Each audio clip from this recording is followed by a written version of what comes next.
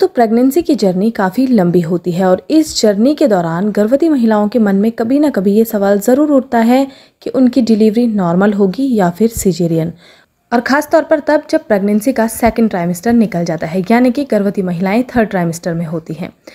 लेकिन दोस्तों जब गर्भवती महिलाएं प्रेगनेंसी के 8वें और 9वें महीने में होती हैं, उस दौरान गर्भवती महिलाओं के शरीर में कुछ ऐसे लक्षण दिखाई देते हैं जिनसे गर्भवती महिलाएं ये आइडिया लगा सकती हैं कि उनकी डिलीवरी सिजेरियन होगी या फिर नॉर्मल डिलीवरी होगी।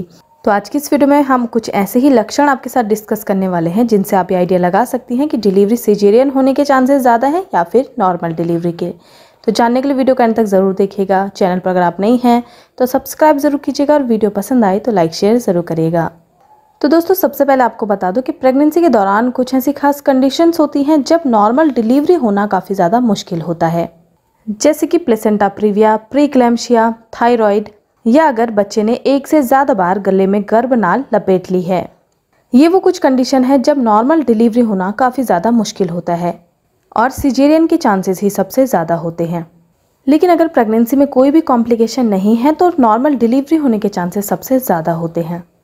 लेकिन आपको बता दूं कि नॉर्मल डिलीवरी के लिए सबसे ज़्यादा ज़रूरी होता है बच्चे का हेड डाउन पोजीशन में आना, क्योंकि जब बच्चा हेड डाउन पोजीशन में आता है तो उसके बाद ही बच्चा नीचे की ओर पुश करता है और उसके बाद ही सर्वेक्स का मुंह खुल पाता है और आपकी नॉर्मल डिलीवरी हो पाती है।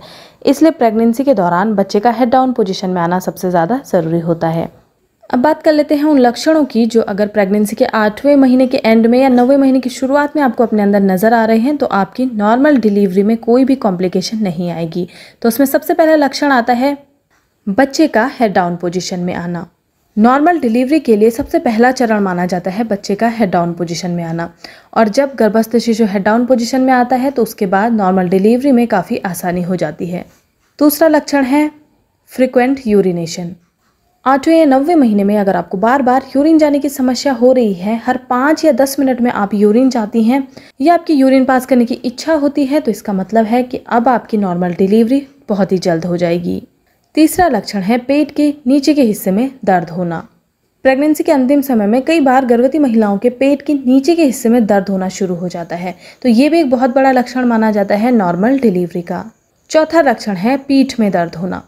अगर आपकी रीढ़ की हड्डी में दर्द हो रहा है तो ये भी शोर इशारा करता है कि आपकी नॉर्मल डिलीवरी होगी, क्योंकि जब बच्चा हेड डाउन पोजीशन में आता है और नीचे की ओर पुश करता है तो उसका प्रेशर रीढ़ की हड्डी पर पड़ता है, जो कि ये संकेत देता है कि आपकी नॉर्मल डिलीवरी होने वाली है।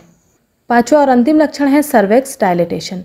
हालांकि जब सर्वेक्स डायलेट होता है तो इसका पता गर्भवती महिला को नहीं चलता, ये आपको आपके डॉक्टर फिंगर टेस्ट के द्वारा ही बता सकते हैं।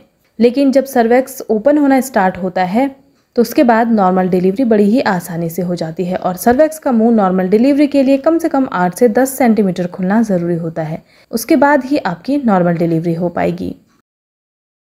तो उम्मीद करती हूँ कि इस वीडियो से आप समझ गई होंगी कि कैसे आप नॉर्मल डिलीवरी के लक्षणों को आइडेंटिफाई कर सकती हैं और ये आइडिया लगा सकती हैं कि आपकी डिलीवरी नॉर्मल होगी या फिर सिजेरियन। वीडियो अगर आपको पसंद आई है तो वीडियो को लाइक शेयर ज़रूर करिएगा। मिलते हैं ऐसी ही नेक्स्ट वीडियो में। धन्यवाद।